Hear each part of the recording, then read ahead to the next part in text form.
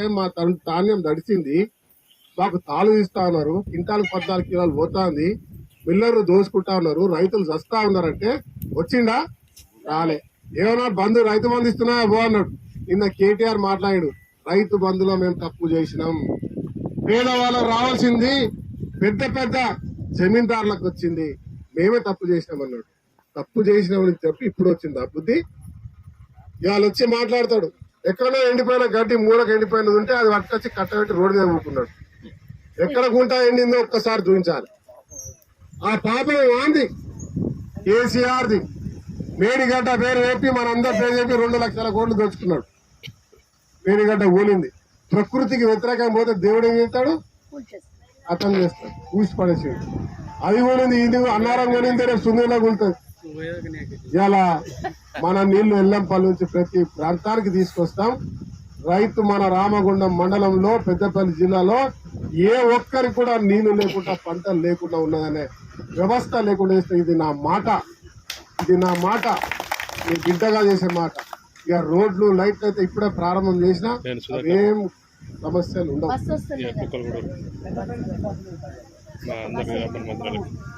బస్సులు ఇన్ని తిరుగుతారే 40 కోట్ల మంది తిరిగిరాయా? ఇంకా కావాలంటారు, ఇంతకుముందు బస్సులు వద్దన్నారు.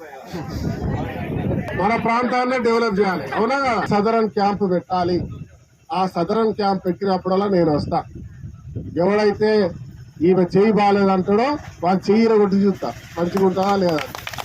అప్పుడు వాడు సదరన్ క్యాంప్ పోవాలి, వాడిని తెలవాలి పని చేస్తుందో లేదో.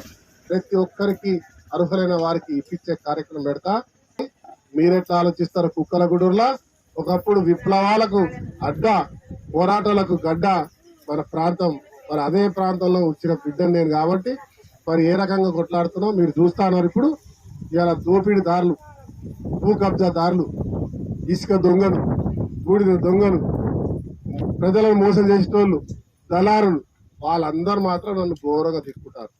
దీనికి పాము గుట్ట, ఈ నోట్ల విషం పడు, దీనికి లారీ గుద్ద, దీన్ని ఎవడో చంపుతావా, దీన్ని ఎవడో పొడిచి చంపుతావా అని పొట్టుపొడి తిప్పుతున్నారు. నాకు భయం లేదు, ఎందుకంటే వాళ్ళు 1000 మంది ఉంటే మీరు లక్షల మంది ఉన్నారు.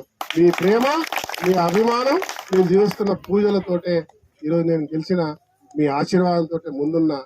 కానీ అలాంటి వాళ్ళను తప్పకుండా ఆ దొంగల ఎంబడబడతా, మంచి చేసే ప్రయత్నం చేస్తా. మీరందరూ కూడా నాతో పాటు ఉంటారు అనుకుంటా ఉన్నా, ఉంటారు కూడా. మళ్ళీ పార్లమెంట్ మరి ఊళ్ళకు బీఆర్ఎస్ బీఏపీ వస్తే ఒక బరిగా పట్టుకోర్రి, అంతే బరిగా పట్టుకోర్రి. 15 లక్షల రూపాయలు ఎత్తా అంటే వారా 7 ఉన్నాయా అని అడగారి. బీజేపీ వస్తే గ్యాస్ ధర 1000 రూపాయలు మొన్న ఇప్పుడు ఎట్లా వచ్చినా ఉండవాడు అని అడగారు. ఇదే భాషల మన భాషల కేసీఆర్ అంటాడుగా సన్నాసి, ఉండగొడుకులు, దొంగ కొడుకులు అంటాడు ఆయన. రివర్స్ సేమ్ టు ఎన్. అలా గురువు అద్వానీ, పాపం అద్వానీని బొందబెట్టి బయటకు వచ్చి ఎప్పుడన్నా స్టాండ్స్ మీద బీజేపీ గురించి మాట్లాడతాడా? మాట్లాడాడు. మోడీకి సర్కార్ అంటాడు. మోడీకి సర్కార్ ఏం చేస్తుంది? అంబేద్కర్ భావాలను, అంబేద్కర్ తెచ్చిన రాజ్యాంగాన్ని బొందబెడతాను. అది తెస్తే మనలాంటి పేదవాళ్ళందరూ కూడా భూస్థాపితమవుతారు. అంబానీ, అదానీలు మాత్రమే ఈ రాష్ట్రంలో ఉంటారు. మనకు ఓటు హక్కు ఉండదు, మన పిల్లలకు కొనుగోలు రావు, చదువులు ఉండవు, ఏముండవు. ప్రెసిడెంట్ రూల్ వస్తుంది, మిలిటరీ రూల్ వస్తుంది. మనము జాగ్రత్త పడాల్సిన సమయం వచ్చింది. మళ్ళా మంచి జరగాలంటే మనకు తెలంగాణ ఇచ్చిన సోనియమ్మ ఇవాళ మొన్నటి వరకు కేసీఆర్ కూడా తెలంగాణ తల్లిని బంధించి పెట్టుకున్నాడు, సంఖ్యలు వేసి పెట్టిండు, బానిసత్వం ఉండే.